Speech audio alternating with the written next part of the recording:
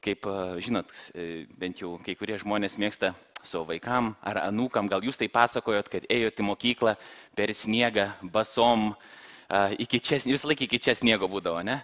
Tiek turėdavo ateiti. Tai tiek sniego daug nebuvo pas mus šį rytą, bet buvo pakankamai jo, bet džiaugiuosi, kad sėkmingai pavyko atvažiuoti.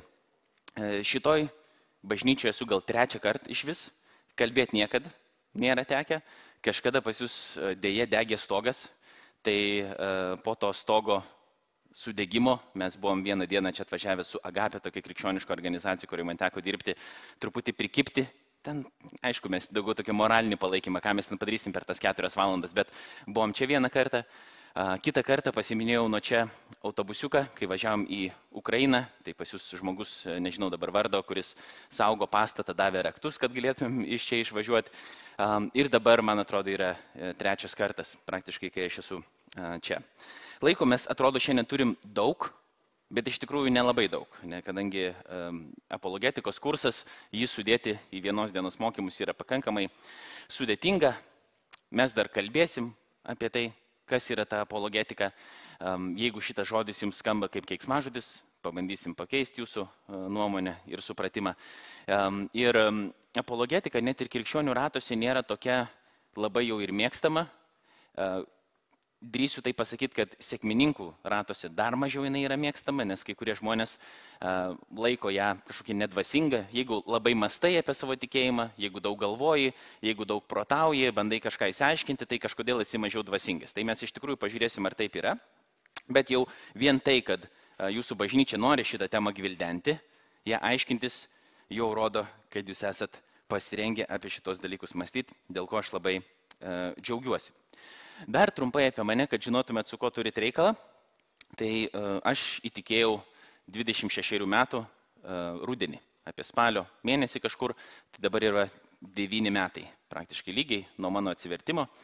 Neužaugau aš krikščioniškai aplinkoje, neaugau krikščioniškai šeimoje, nors ateistas niekada nebuvau, tikėjau, kad Dievas yra visą laiką, bet Kristum pradėjau sekti 26 metų. Ir labai greitai po to susidomėjau apologetiką, dėl to, kad mano pirmas darbas po įtikėjimo, kai aš ieškojau Dievo valios, ką man reikia daryti, aš tik norėjau tarnauti Kristui, man nebuvo svarbu kaip. Ir kadangi aš ir evangeliniuose ratuose neaugau, aš neturėjau žalio supratimo, ką reiškia, vat, kai, pavyzdžiui, jūs sakot, arba dabar mes sakom tarnauti, bet kad čia atsistoji ir tarnauji, kažką šnekėdamas, tai aš tokio supratimo neturėjau gyvenime, kad taip gali atrodyti tarnystė. Ne? Bet norėjau tarnauti Kristui, nežinau kaip, ir atsitiko taip, kad pradėjau dirbti su tokia krikščioniška organizacija pavadinimu Agapė, kurią jau minėjau, ir mano darbas buvo skelbti Evangeliją universitete. Eiti į universitetą, kalbėti su studentais apie tikėjimą ir taip pat ugdyti krikščionis studentus jų tikėjime. Bendrauti su jais, Biblijos studijas vesti, eiti kartu liudyti, dalyvauti viens kito gyvenime iš principo, ne, padėti augti tikėjime.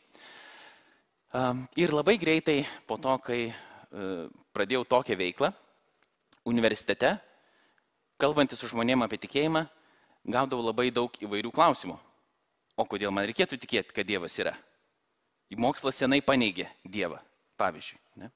Arba evoliucija paneigė Dievą. Kitas klausimas būdavo, o kodėl Jėzus Kristus, kodėl ne Buda, kodėl ne Mohamedas, kodėl ne dar kas nors? Po to žmonės man sakydavo, tu patikėjai dėl to, kad tu buvai labai silpnas, tau psichologiškai buvo sunku, nes iš tikrųjų man buvo sunku, mano karjera krepšinio baigėsi, aš bandžiau būti profesionaliu krepšininku, atvažiavęs į Vilnių gavau beveik iš karto traumą, tada man reikėjo permastyti savo gyvenimą visą, nes mano gyvenimas, kaip sakyt, radikaliai pasikeitė. Ne? Ir galiausiai tai mane privedė prie Kristaus. Sako, tau buvo sunku, tau atėjo kažkokie malonų žmonės, papasakojo apie tą tavo Jėzusėlį ir tada tu patikėjai, kaip, nes tau bus lengviau tiesiog gyventi. Ne? Tai arba, pavyzdžiui, Biblija yra pasako knyga. Ten nieko nėra tikro parašyta. Kažkokie žmogeliai susėdo, prirašė, apgavo visą pasaulį ir dabar nori išviliuoti visų pinigus. Ką mes šiandien ir darysim. Tai juokauju aš, aišku, bet tokie klausimai būdavo. Būdavo keliami universitete ir tie klausimai nėra blogi. Iš tikrųjų, pagalvokite taip, kad tai, ką mes čia darom, nebūtinai šiandien, bet ypatingai per pamaldas, sekmadienį, žmonės susirenka, gieda, tada klausosi iš kažkokios senos knygos pasakojimų, tada nori, kad ta išmintis iš tos knygos juos keistų kažkaip gyvenime, kartu bendrauja, valgo, skirtingiausi žmonės, Pirmą kartą galbūt kai kurie pasimato, kaip šiandien irgi, man rankas spaudė, klausė iš kur, ir man labai miela buvo, smagu, bet taip dažnai nesulauksi. Ne? Šiaip pasaulyje, negi, kai mes gyvenam, kažkur einam, kažkur dalyvaujam, su kažkuo bendraujam, tokie dalykai nevyksta. Kur dar surasi tokį modelį, kurį mes čia turim? Keista. Tie žmonės, kurie iš Benedikto turgaus eina ir žiūri per langus, jiem keista yra. Ta muzika keisti, mes esam keisti, viskas čia yra keista. Ne? Tam žmogui, kuris nesupranta, kuris nėra patyręs Kristaus meilės, to, kuris nėra buvęs bažnyčiai, bendruomeniai, tam, kuris nesupranta, kodėl šita knyga yra mums tokia svarbi, tai nėra savaime suprantama. Ir tie klausimai yra normalūs. Kai kurie iš jūsų tų klausimų turėjot galbūt. Pavyzdžiui, dabar Ukmergės evangeliniai bažnyčiai, kurios aš dalis esu, ten nemaža dalis žmonių, kurie yra tos bendruomenės nariai, bendruomenė maža, ne? Bet yra vyresnių žmonių, seniorų galim tai pavadinti, jie yra įtikėję tais vadinamais prabudimo laikais, 90 kažkelintų pradžioj. Jos kažkaip Kristus pagavo ir jie daug nemąstė ir tiesiog važiavo. Ne? Bet kiti, kuriuos aš irgi pažįstu, labai grūmėsi su tikėjimu. Jiems reikia ir intelektualiai grūmėsi, mąstydami apie tai. Čia sąmonė, nesąmonė, kodėl man reikėtų tikėti, kodėl nereikėtų netikėti. Ir taip toliau, tos klausimus klausia. Ir mes per visą tai einam link apologetikos. Kas dabar yra ta apologetika? Ir prezenterį aš čia turiu, ne? Ir galiu paspausti šitą knopkę ir galbūt persijungs arba nepersijungs. Man padeda. Bet būtų geriau, man veikia, ne? Gerai, mes dar prie to prieisim. Tai kol kas kalbamės apie tai, kas yra apologetika. Tai apologetika, nors tas žodis toks skamba galbūt baisiai, jis yra iš tikrųjų labai paprastas dalykas suprasti ir praktiškai visi jūs jį darot. Žinot ar nežinot? Jūs užsiminėjate apologetiką. Pagalvokit dabar. Ar esat kada nors atsakę arba bandė atsakyti savo arba kokiam nors kitam žmogui į klausimą, o kodėl man reikėtų tikėti? Kodėl aš tikiu Bibliją? Kodėl aš tikiu Jėzumi? Kas nors jūsų yra paklausę taip, kodėl tu tiki? Ir jūs bandėt kažką atsakyti. Tai yra apologetika. Tai yra bandymas paaiškinti ne tik, kuo mes tikim, bet kodėl mes tikim. Tai absoliučiai visi tai daro. Ne? Kiti žmonės gali sakyti, man nereikia apologetikos, aš tiesiog tikiu arba aš tiesiog liudiju ir panašiai, bet jeigu tu kada nors gyvenime esi bandęs atsakyti klausimą, kodėl aš tikiu ir kodėl kitam reikėtų tikėti, čia yra apologetika. Tas mandras žodis apologetika, jis yra kilęs iš graikų kalbos. Apologija. Apologija tai yra atsakymas arba žodinė gynyba. Tai nėra krikščioniškas netgi terminas, jis yra kilęs iš dar anksčiau. Pavyzdžiui, kai teisme būdavo apgynimo kalbos, tokios sakomos, buvo toks senovės filosofas Sokratas, jisai sakė savo apginamąją kalbą, kai jį teisė myriop. Galiausiai vis tiek nuteisė, bet jisai sakė tokią kalbą, apsigindamas, kodėl prieš jį yra sakoma netiesa. Pirmieji krikščionys irgi buvo toks apologetų netgi laikotarpis, kurie rašė laiškus netgi Romos imperatoriams, kai krikščionybė buvo persekiojama, ir pateikdavo krikščionybės apologiją arba gynybą ir sakydavo, ne, mes ne tuo tikim, ko jūs sakėt, kad mes tikim. Mes nesam blogi piliečiai, mes norim būti geri piliečiai, bet mes negarbinsim Cezario, nes yra tik vienas karalius, Jėzus Kristus. Ne? Pavyzdžiui, krikščionys ankstyvaisiais laikais buvo kaltinami tokiais keistais dalykais. Gal esat girdėję, kokiais? Pavyzdžiui, krikščionys buvo kaltinami, kad yra ateistai. Ateistas yra tas, kuris netiki Dievu. Kaip dabar gali būti krikščionis kaltinamas tuo, kad jis yra ateistas, kad netiki Dievu? Todėl, kad jis nepripažino Romos dievų. Visų tų dievų, kurie buvo, sakė, ne, jie yra netikri dievai, yra tik vienas tikras dievas. Ne? Ir reikėjo tai paaiškinti, ne, mes netikim šitais visais dievais, bet mes nesame ateistai. Mes tikim, kad yra vienas dievas, kuris sukūręs dangų ir žemę, yra viso pasaulio valdovas. Ne? Po to krikščionys buvo kaltinami incestu arba kraujomaiša. Tai reiškia, kad giminės turi lytinių santykių kartu. Krikščionys taip tuo kaltino. Kaip galvojat, kodėl? Kaip mes vadinam vieni kitus? Brolis ir sesėm. Ir tuokėmės, ženėmės. Ir tada žmonės iš šono girdi tokį gandą, vat yra tokia bendruomenė, broliai ir sesės, kurie tuokėsi, turi vaikų, kraujomaišą. Bet ne tą reiškia. Ne? Mes visiškai suprantam, kad tas brolis ir sesė mums reiškia ne tą. Mes esam dvasiniais saitais susieti, ne tik kraujo saitais. Ne? Per Kristaus kraują, bet mes neužsimam kraujomaišą. Po to krikščionys buvo kaltinami kanibalizmu. Esat gal girdėję, kas tai yra? Ne? Tai yra žmogienos valgymas.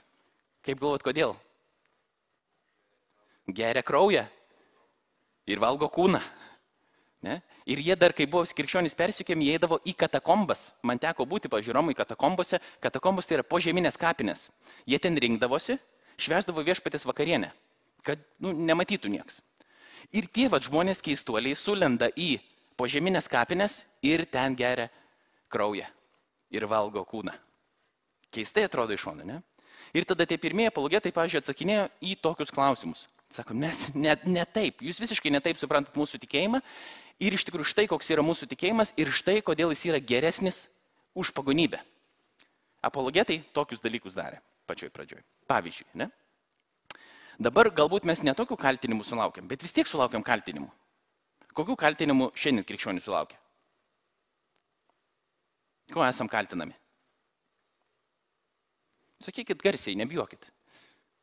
Ar jūsų nieks nekaltina nieko? Nes aš galiu visą sąrašą jums kaltinimų paberti, kokių sulaukiu. Kad peršam savo tiesą. Ne? Žmonės nori normaliai gyventi, mes jums sakom, jūs klystat, štai kokia yra tiesa. Ne? Blogai, negalima taip daryti, netolerantiška. Ne? Kas dar? Kad sekta esam. Ne? Klausimas yra, kas yra sekta. Biblija daug kartų yra perrašyta. Bet gerai, čia yra teiginys, ką tas reiškia. Iš principo, sako, kad net nesąmonė, blogai, ta prasme, nereikėtų jos klausyti, ne?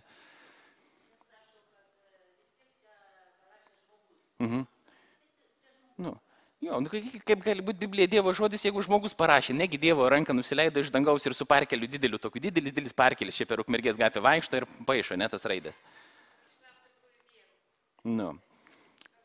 Po to, kad nemylim žmonių mes, sako irgi. Žmonės nori būti tokie, kokie nori būti. Mes sakom, kad juos mylim, bet iš tikrųjų nemylim. Sakom, kad jis į pragarą, jeigu netikėsi. Arba pasikeisk, tau ne viskas su tavimi yra gerai. Po to, kad esam veidmainiai, sakom vieno, gyvenam visiškai kitaip.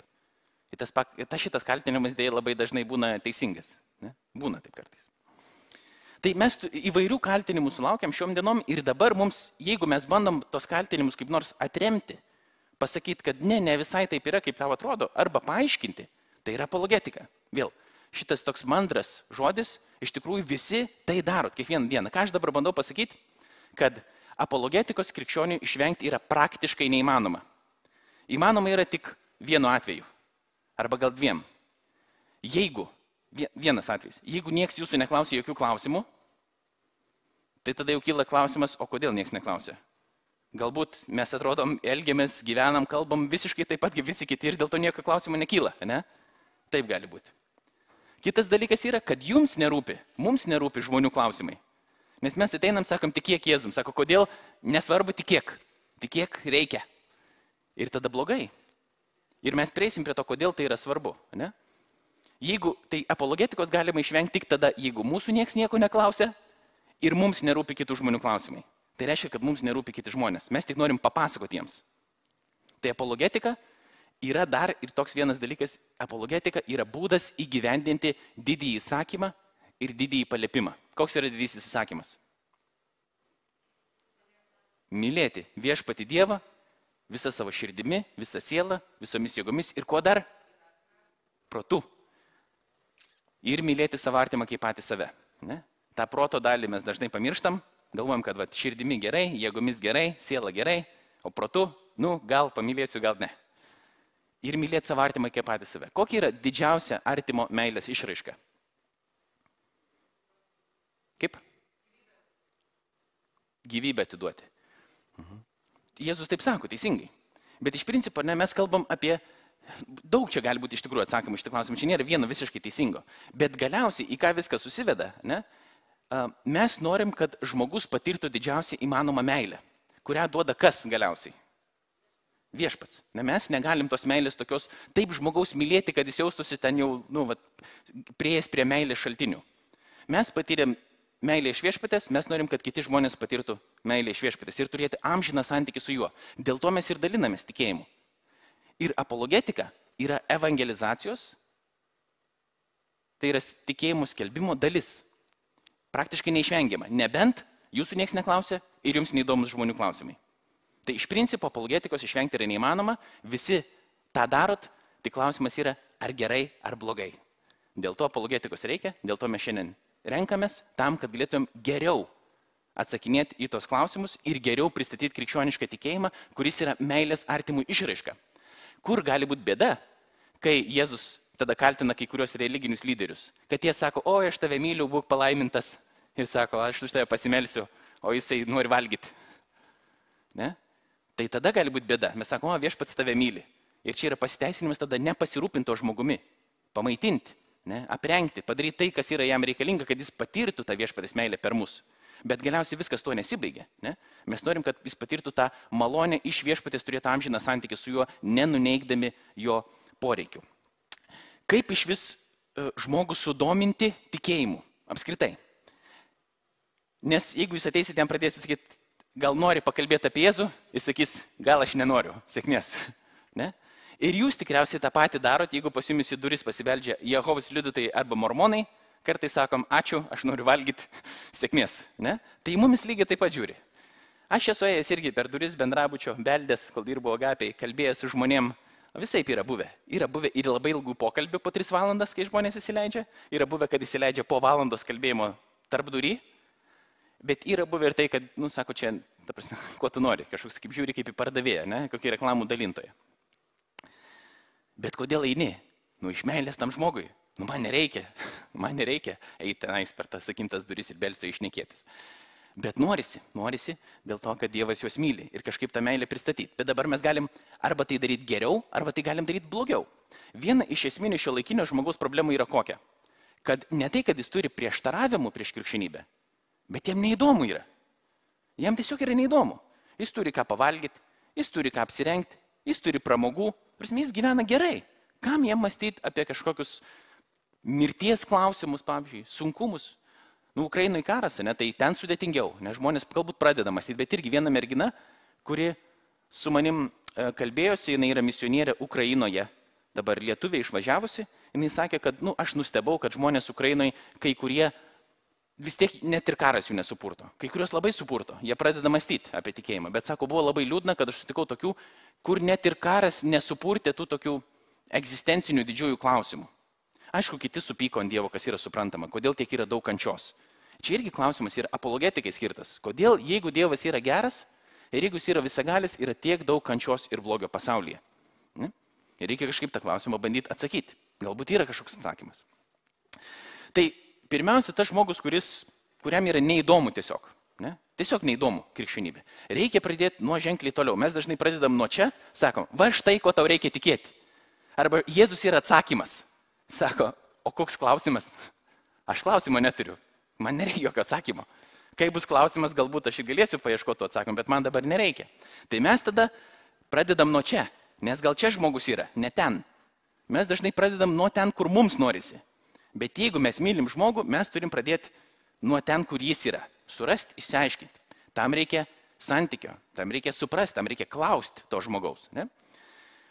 Bet dažniausiai žmonės susimasto, kai tu jam pristatai kokius nors didžiosius gyvenimo klausimus. Pavyzdžiui, man yra tekę kažkada pristatinėti apologetiką kaip veiklą Vilniaus universitete, kuriame teko ir mokytis, ir baigti, ir ne vieną kartą. Pristatinėjau apologetiką didžiajam Vilniaus universiteto kieme. Ir buvau pasidėjęs tokį plakatą apologetikos, dėja vėl pamiršau jį atsivežti, nesvarbu. Ten yra parašyta tikri atsakymai į tikrus klausimus. Atėjo tokios 2 merginos, žiūri tą plakatą, skaito, sako, tikri atsakymai į tikrus klausimus. Sako, kas čia? Sako, kas čia per klausimai? Aš jums tada klausiu, aš jų tada klausiu. Sakau, o koks yra jums pats didžiausias klausimas gyvenime? Jos abidvi taip nesusitarusios, bet susižvalgia ir sako, kokia gyvenimo prasmė? Kyla žmonių tas klausimas, ne? Kyla tas klausimas. Aš sakau, aš galiu jums atsakyti, tik nežinau, ar patiks tas atsakymas. Bet aišku, žmonės tada gali žiūrėti, kad tu esi arogantiškas. Iš kur tu dabar žinai, kokia yra gyvenimo prasmė? Kas tau pasakė? Va, čia nieks neįsiaiškina visą istoriją, o tu visus atsakymus žinai. Į kokį gyvenimo prasmė, į koks gyvenimo tikslas ir kas bus po mirties. Iš kur tu žinai? Ir vėl, geri klausimai.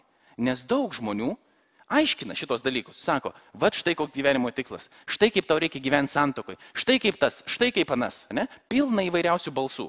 Tai kaip dabar žmogui žinot, ko tikėti? Tai krikščionis sako, aš ne tik tau galiu pasakyti, kuo reikia tikėti, bet aš galiu duoti atsakymą, kodėl šito reikėtų tikėti. Kažkoks atsakymas yra. Mes tikrai ne viską žinom, bet kai ką mes žinom, apie tai mes dar kalbėsim. Kodėl mes iš vis žinom ką nors? Apie Dievą, apie pasaulį. Iš kur mes tos dalykus žinom? Ne? Nes daug žmonių teigia kažką, mes irgi teigiam, o iš kur mes tos dalykus žinom? Tai pavyzdžiui, didieji klausimai. Tos merginos sako, kokia yra gyvenimo prasmė. Didelis klausimas, rimtas klausimas. Kokie dar yra patys didžiausi gyvenimo klausimai, patys svarbiausi, kurių žmonės klausia arba turėtų klausti. Tik garsiau sakykit, nes aš plus vieną ausim neprigirdžiu, tai, ta prasme, man sunku yra išgirsti. Kas po mirties bus? Ne? Koks yra galutinis žmogaus likimas? Ar yra kažkas? Nėra. Kaip įmanoma žinoti, jeigu įmanoma. Kas dar? Koks gyvenimo tikslas? Link kur aš einu? Ne? Kaip aš turėčiau gyventi?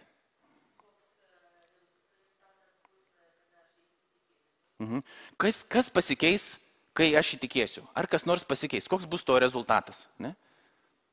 Tie klausimai, matot, visi jie yra svarbus labai. Ir jie yra geri, ir jie yra truputį kitokie. Ne? Vieni klausia gerai, kas su manim bus, kai aš pasieksiu tam tikrą tašką. Kitas, bet aš nesu patenkintas savo gyvenimu, aš noriu kažkaip gyventi, bet aš nežinau tiksliai kaip. Kas man parodys? Ne? Kaip man reikia gyventi. Po to kitiems sako, tu tikėk. Ir tu sako, o kas man iš to, kad aš patikėsiu? Kas nuo to pasikeis? Ne? Geri, rimti klausimai. Apologetika duoda juos atsakymus. Jie gali būti geresni, gali būti blogesni, bet kažkokie atsakymai yra. Aišku, ne į viską. Mes nesakom, kad viską dabar mes galim atsakyti. Ne? Bet tam tikri atsakymai yra.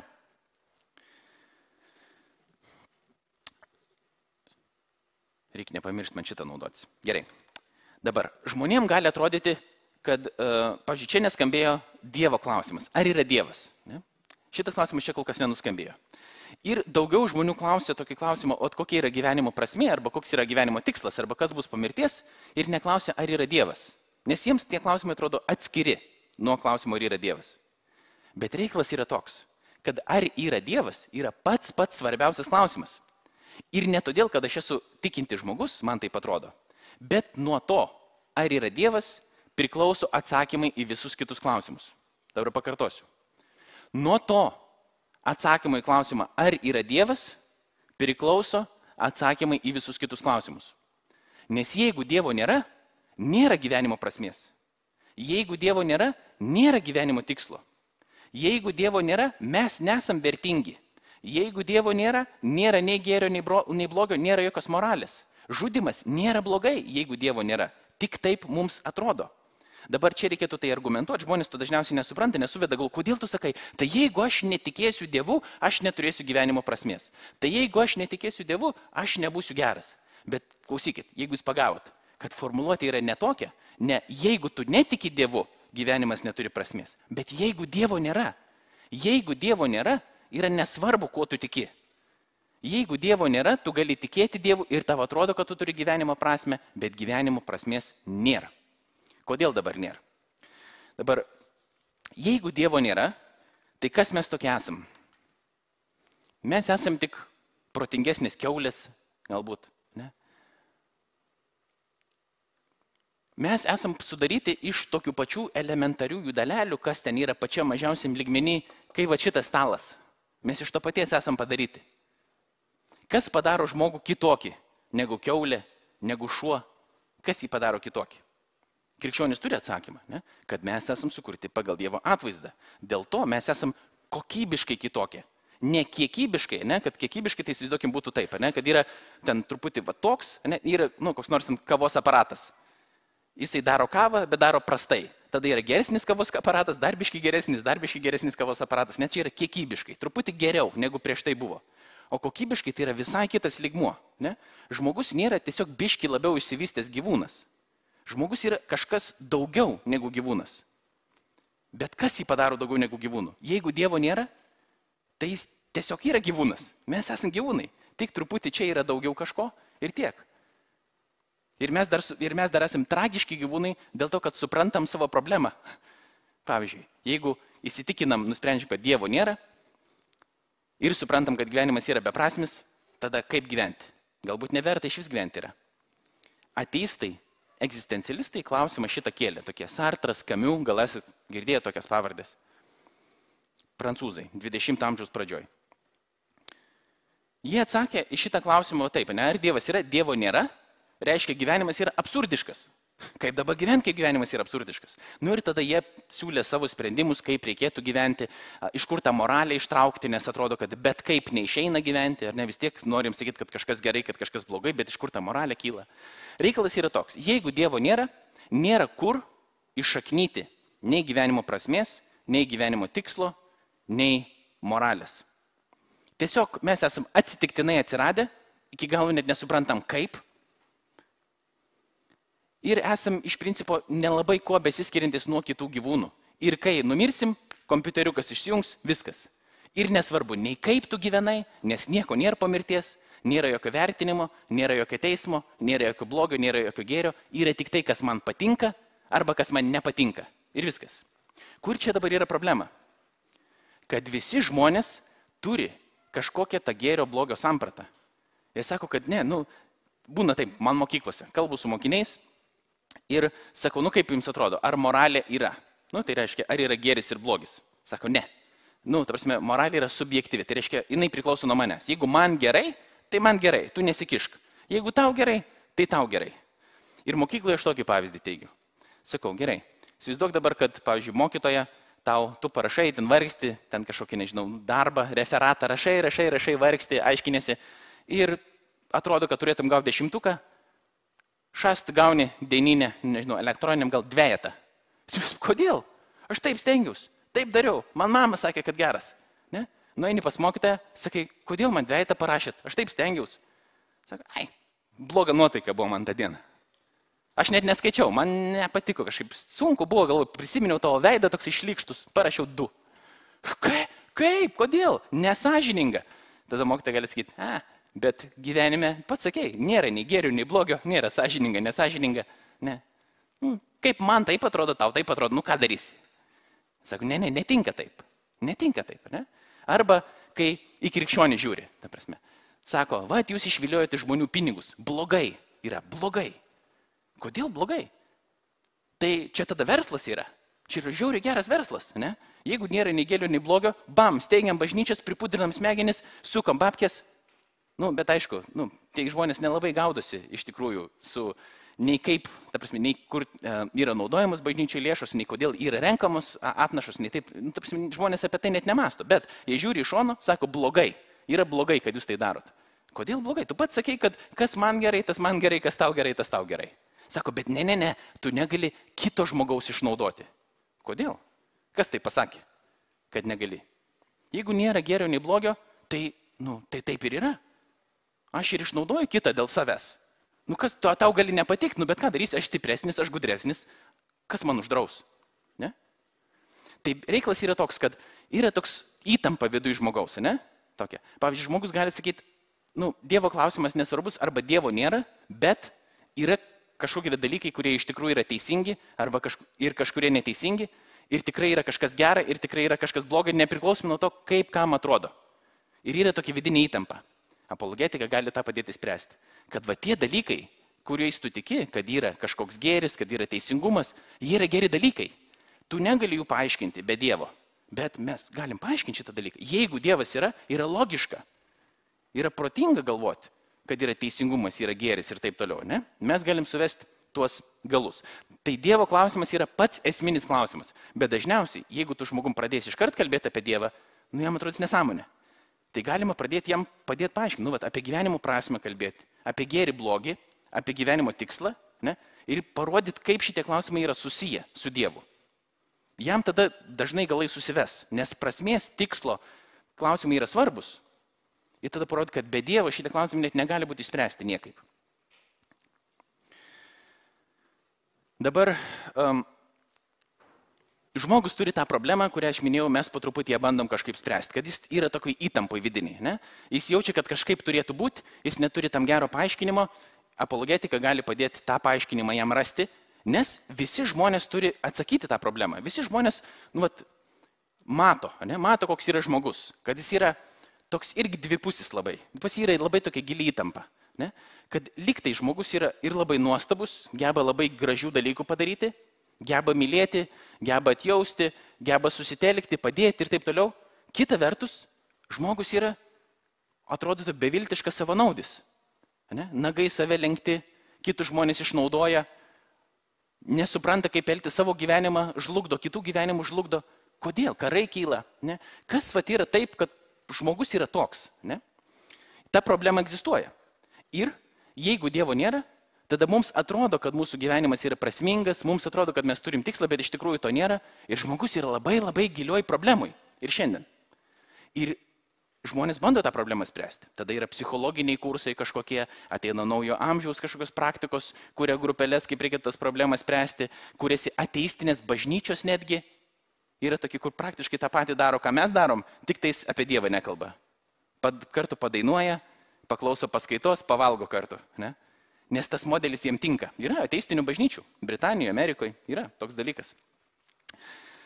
Tai reiškia, kad kažkas pas mumis yra, ne tokio tikro, bet mums reikia padėti suvesti galus. Kodėl krikščionybė geriausiai atsako į tą žmogaus problemą? Krikščionybė geba geriausiai paaiškinti tą problemą, kodėl toks žmogus yra. Mes tai aiškinam per tai, kad Dievas sukurtas pagal Dievo atvaizdą, ne? Jam yra duota karališka, kunigiška užduotis mylėti ir valdyti Dievo kūrinyje, kaip jo ambasadoriams, bet to pačiu žmogus yra pažeistas nuodėmės.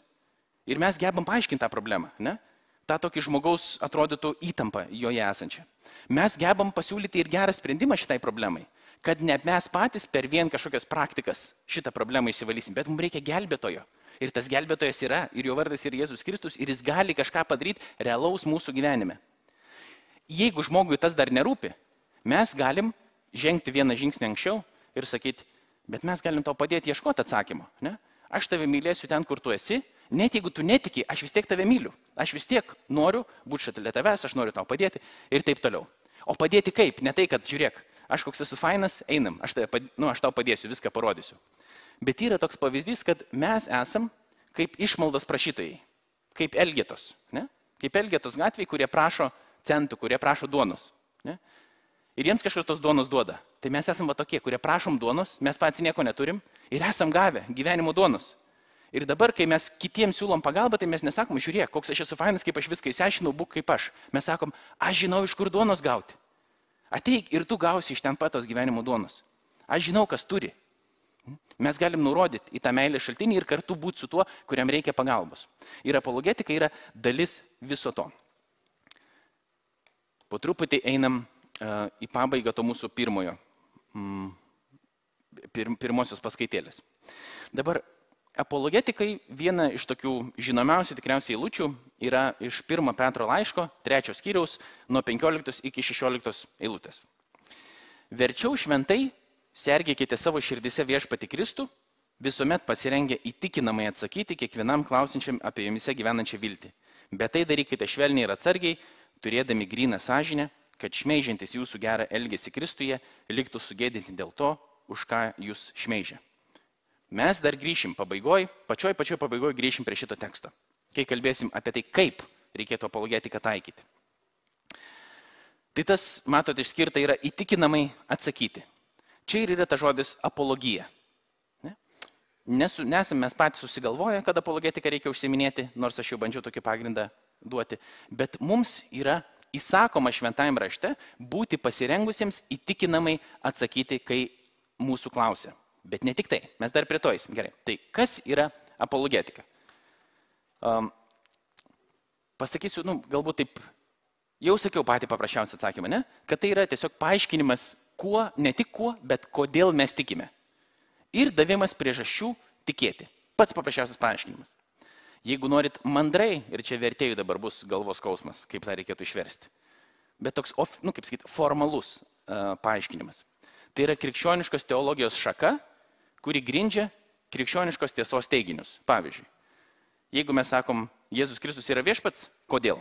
Bandom atsakinėti tą klausimą, duoti paaiškinimą, apologetika. Dar kitaip mes galim pasakyti. Apologetika yra krikščioniško įtikinėjimo mokslas ir menas. Tai yra, kaip perteikti savo tikėjimą kitam žmogui, gerbent jo klausimus, sugebant pačiam gerai paklausti tų klausimų ir tai daryti įtikinamai, ne šiaip bele kaip, ne? Bet sugebėti tai padaryti gerai. Čia nėra manipulacija, bet duoti gerą atsakymą ir duoti tiesiog atsakymą yra skirtumas. Ne? Ir taip pat yra skirtumas, kaip tu tą atsakymą duodi. Ar rėki per megafoną troleibusį uždarytam, ne? Ar kalbėsi su žmogum kažkaip kitaip. Ne? Nors pažįstu tokių žmonių, kurie yra įtikėję ir kai jiems rėkia per megafoną troleibusį uždarytam. Autobusį, ne troleibusį. Tai Dievas veikia ir per viską, iš principo, ne? Bet mes ieškom geriausių būdų. Apologetikos yra dvi šakos, galėtum tai paaiškinti. Viena yra pasyvi šaka, tai reiškia, kai mes gaunam klausimus ir bandom duoti jos atsakymus, arba mes girdim prieštaravimą ir bandom į jį kažkaip atsakyti, čia yra pasyvų, ne? Ne mes pradedam, mes gaunam ir mes reaguojam.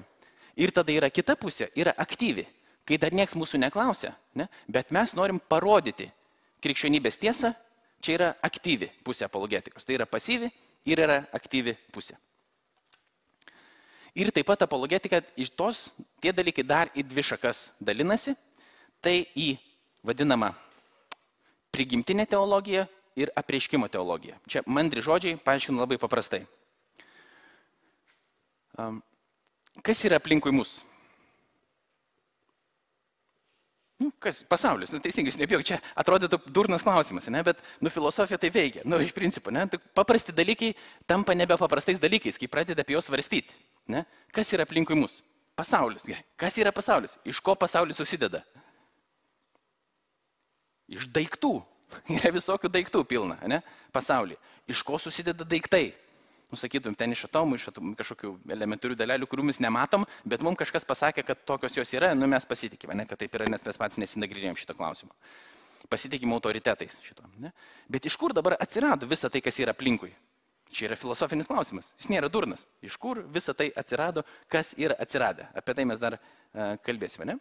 Tai visa tai, tas, kas yra aplinkui, jeigu mes mastom savo proto apie tos dalykus, mes užsiminėjom prigimtinę teologiją, arba filosofinė teologija. Tai reiškia, mes mastom apie tai, kas yra aplinkui, keliam klausimus, ieškom kažkokio atsakymą.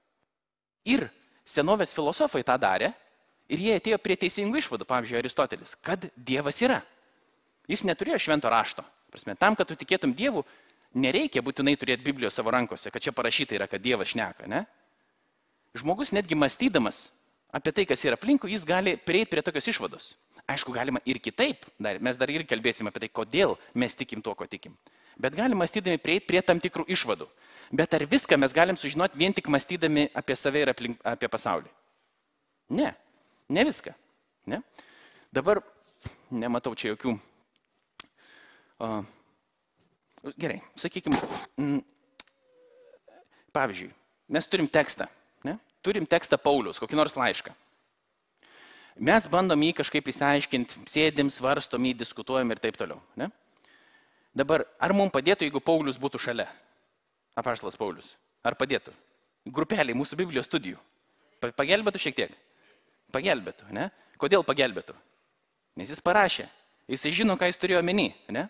Tai žiūrėkit, mes žiūrim į aplinkui esančius daiktus, ne? Mes apie juos svarstom, mes galim teisingai, galim klaidingai juos suprasti, bet ar padėtų, jeigu mums kažką apie tos daiktus pasakytų jų kūrėjas? Padėtų, ne? Jeigu ta, nežinau, kaip Jonika, elektrinis tas pianinas, nebūtų jo kūrėjas, čia pasakytų, va, čia taip veikia mygtukai, čia štai laidus sujungiu, va čia, padėtų. Ne? Tai ir jeigu pasaulis yra sukurtas, jeigu yra jo kūrėjas ir jeigu jis mums gali pasakyti kažką apie šitą pasaulį, mums padėtų. Jeigu jis sako tiesą, taip, ne? Tai čia yra apreiškimo teologija, kai Dievas mums kažką apie tą pasaulį pasako. Dabar per ką vyksta apreiškimas? Kaip Dievas mums save apreiškia? 3 būdai yra konkretus. Vieną jau pasakiau. Per savo kūrinius. Ne? Yra parašyta Biblijoje, kad kūrinyje byloja apie Dievo rankų darbo šlovę. Romiečiams laiške 1 skyriuje yra parašyta, kad žmonės gali pažinti protų Dievą iš jo kūrinių. Tik to nenori daryti. Gerai. Paprašiau paklausiu. Kas yra Dievo žodis? Kas yra Dievo žodis? Kristus. Teisingas atsakymas. Dievo žodis iš didžiosios raidės yra Kristus. Jono Evangelijos yra vadinamas logos, žodžiu. Tai yra filosofinis terminas, kuris aiškino kažką ir graikams. Ką mes dar vadinam Dievo žodžiu? Biblija. Mes vadinam Dievo žodžiu, ne? Bet tas, kaip sakyti, ne tai, kad tikrasis, bet esminis Dievo žodis yra įsikūnijęs. Įsikūnijęs Dievo žodis yra Jėzus Kristus ir mes vadinam Bibliją Dievo žodžiu dėl to, kad jinai veda į tą galutinį ne Dievo žodžiais, nes kodėl čia daug labai žodžių yra prirašyta, kodėl Dievo žodžiu, o ne Dievo žodžiais, kurių yra daug, nes Dievas šnekė, kodėl ne Dievo žodžiai. Dėl to, kad jie kalba apie vieną įsikūnijusį Dievo žodį. Biblijos tikslas yra mums apreikšti Dievą, kuris save galutiniu būdu apreiškia Jėzuje Kristuje. Ne? Tai mes turim kūrinius, kūrinyje, mes turim šventąjį raštą, per kurį Dievas apie save pasakoja, ir mes turim galutinį Dievo apreiškimą, giliausia tai yra Jėzų Kristų, kuris tapo panašus į mus, kad mes galėtum kažką apie Dievą suprasti, nes tarp mūsų ir Dievo yra, kaip mes kalbėjom, tarp šuns ir žmogaus yra šioks toks skirtumas, ne taip tarp mūsų ir tarp Dievo, nors mes esam sukurti pagal Dievo atvaizdą, bet Dievas, kas gali Dievą pažinti? Jis mums yra davęs tokią gebą truputį kažką apie jį suprasti, bet jis mums save preiškia, jis mūsų nepalieka grabaliotis, ne? Jis mums kažką pasako. Bet kai mes sakom, kad Biblija yra Dievo apreiškimas, va čia, Dievo, apie Dievą yra Biblija, bet 2/3 beveik Biblijos yra pasakojimas. Ne? Tai nėra laiškai, tai yra pasakojimas. Ir kaip mums iš pasakojimo reikia suprasti, koks yra Dievas. Ne? Tai yra istorijos apie žmonės, apie konkrečią tautą, pirmiausia, Senajame testamente, kurias Dievas išsirinko ir kaip tvarkė su ta tauta. Mes kaip savaime suprantamą dalyką priimam, ne? Bet tai yra pasakojimas, tai yra istorijos kažkokios, iš kurių mes bandom suprasti, koks yra Dievas, kur mums nėra, čia nėra enciklopedija, kur surašyta. Tikėjimas, brūkšnelis, štai kas yra tikėjimas, ne? Dievas, brūkšnelis, štai kas yra Dievas. Ir vien tik enciklopedija. Mes ne enciklopediją turim. Kažkodėl Dievas pasirinko tokią formą mums save preikšti, bet galiausiai jinai veda į Jėzų Kristų. Dabar per paskutinės 2 minutės užbaigiam, kodėl apologetika yra, kodėl iš vis mums jos reikia. Aš jau sakiau, pirma yra nauda, ne, mums apologetika yra naudinga, mes jos išvengti negalim, jeigu norim atsakyti kitiem į klausimus ir jeigu norim atsakyti klausimus, kurie mums patiems kyla. Ne? Jeigu mes turim klausimą apie tikėjimą.